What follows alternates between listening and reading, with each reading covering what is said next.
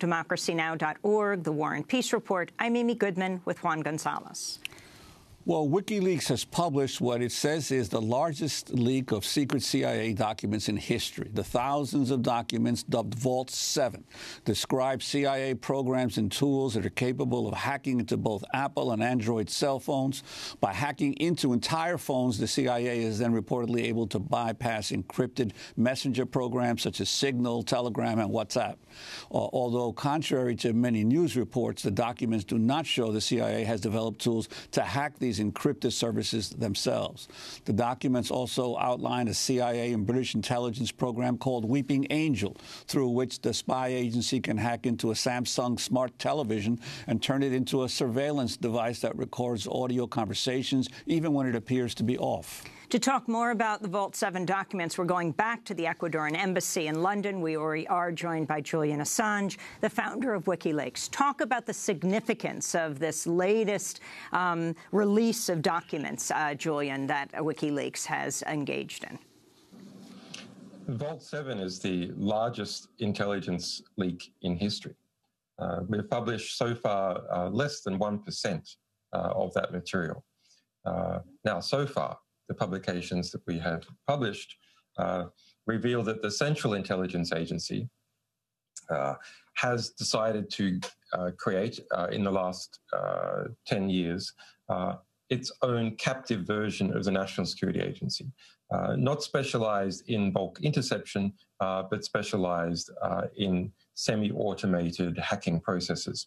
That's creation of viruses, Trojans, etc., to put in people's computer systems, telephones, TVs, and have those then report back to CIA listening posts that collect that information and ingest it into the broader CIA process. And also information can be pushed using these mechanisms on to those telephones, computers, et cetera, to, for example, plant information that could implicate someone falsely or perhaps even truly in a crime. So I think it's significant that as the Central Intelligence Agency gained budgetary and political preeminence of the National Security Agency, which used to have a bit bigger budget. In the post-9/11 environment, the CIA's budget is now increased to about 1.5 times that of the National Security Agency. So in response to that increased political power, where increased budgetary spend comes from, it has created its own effective air force using drones and its own large hacker squad. So it is able to do things internally that it would previously have to go out for others to do. So the Central Intelligence Agency, like all institutions, is maximizing its institutional power. And it is slowly succeeding compared to other institutions. Now, in response to the various disclosures about the National Security Agency, most importantly, the Edward Snowden disclosures of 2013, industry has responded to market demand in various places, and various engineers ideologically also invested in this to introduce encryption in WhatsApp, in Signal, more types of encrypted email, and so on. Now, the Central Intelligence Agency's hacking approach does not target the intermediaries like the National Security Agency does for these bulk intercepts. Instead, it targets the endpoints, and then it doesn't need to worry about the encryption. For example, if you and I, Amy, are communicating using, say, Signal on a smartphone, on an Apple or Android, then the Signal encryption protocol is actually quite good.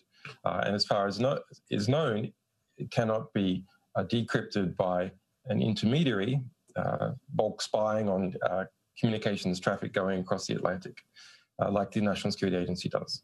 But if either you or I have our phones hacked, and the CIA software specializes in doing this, it means that encryption doesn't matter, because the information is gathered either before it's encrypted or after it is decrypted.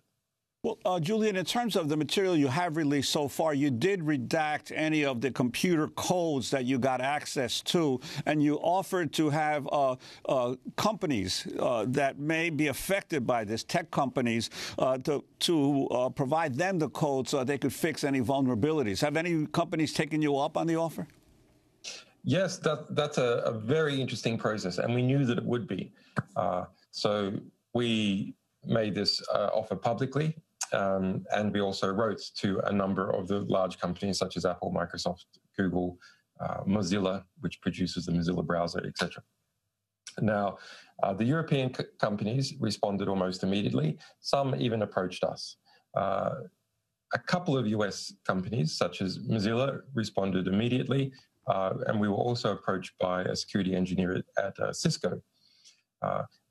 Google, Apple, and Microsoft took 8 or 9 days, depending on the company, to respond. Now, that means that they were putting all the users at risk for 8 or 9 days. What was happening in that 8 or 9 days? Well, we hear, we're not sure it's true for all of the companies, but we hear from one of the companies that what was happening is that they were engaging their lawyers, they've been worried about the politics, et cetera, et cetera. My guess is that on the legal front, a type of collaboration involving classified material, it could be argued to be conspiracy to commit espionage. Now, of course, that's not actually practically possible in the US court system or politically possible. And then these companies have individuals within them who have security clearances because they work on classified projects for the government. And particularly the security divisions of Apple, Google, Microsoft, etc., have people with security clearances in them, and who might lose their security clearances if they're engaged in working on information that is being distributed not through a formal process. So